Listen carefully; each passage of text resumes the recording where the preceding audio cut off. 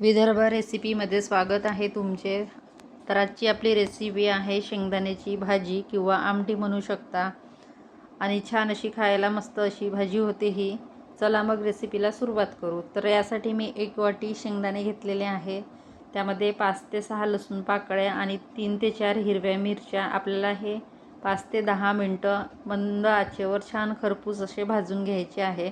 शेंगदाणे चांगले भाजले गेले की आमटीला चव छान येते. आणि त्यामध्ये मिरची लसूण पण भाजायचा आहे. तर अशा पद्धतीने सर्व आपण भाजून घेऊ एकत्रित. आता शेंगदाण्याची आमटी तुम्ही उपवासाला पण करू शकता, फक्त त्याच्यामध्ये कांदा यूज करायचा नाही. तर अशा पद्धतीने आपण हे सर्व भाजून घेऊ. आता पावसाळ्यामध्ये भाजीपाला भरपूर असा महाग मिळतो आणि त्यात भाजीपाला पण व्यवस्थित मिळत नाही. तर अशा घरगुती भाज्या केल्या तर छान होतात आणि खायला पण छान लागते.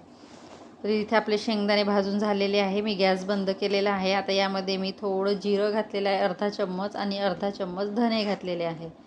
आपला तवा गरम आहे तर धने आणि जिरं व्यवस्थित भाजल्या जातील.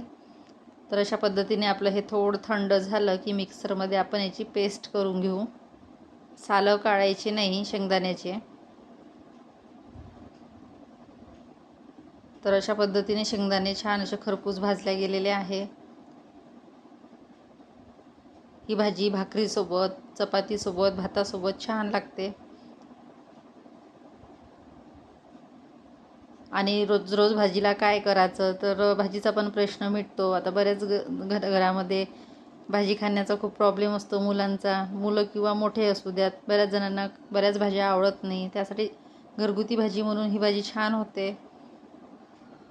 तर इथे आपले शेंगदाणे मस्त भाजून झालेले आहे. आता आपण हे मिक्सरमध्ये बारीक करून घेऊ.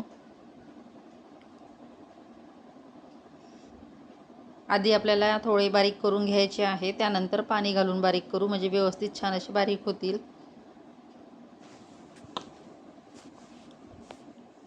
अगदी झटपट आणि लवकर होते ही भाजी, जास्त काही वेळ लागत नाही. बघू शकता छान अशी पेस्ट करून घेतलेली आहे मी.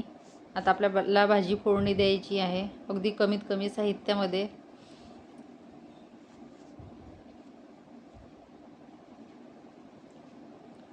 आता यामध्ये मी 1 चम्मच तेल घेतलेलं आहे. तेल जास्त घ्यायचं नाही, कारण तसंही शेंगदाण्याची भाजी असल्यामुळे तेल कमीच पाहिजे या भाजीला.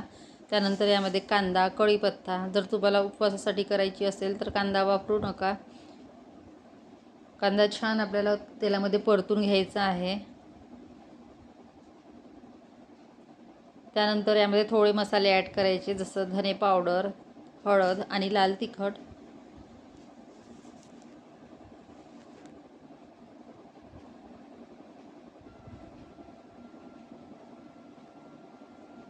ही शेंगदाण्याची आमटी, याच्यामध्ये तुम्ही थोडी खसखस पण यूज करू शकता जर तुम्हाला करायची असेल तर, किंवा थोडे तीळ पण घालून करू शकता. पण साधी जरी शेंगदाण्याची केली तरी छान लागते चवीला.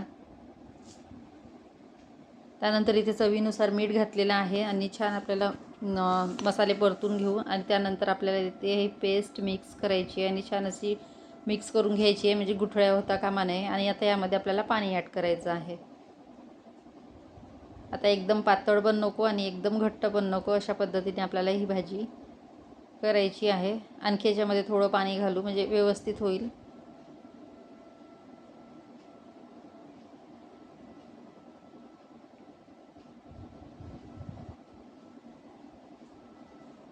तर अशा पद्धतीने आपल्याला भाजी करायची आहे.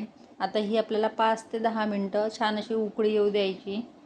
आता आपली बघू शकता आपली भाजी तयार आहे. रेसिपी आवडली असेल तर लाईक करा, शेअर करा, सबस्क्राईब करा. आणि आता पावसाळ्याच्या दिवसामध्ये जास्तीत जास्त घरगुती भाज्या खा. बघू शकता आपली मस्त आमटी शिजलेली आहे. या मग सर्वांनी शेंगदाण्याची आमटी खायला. Bye bye.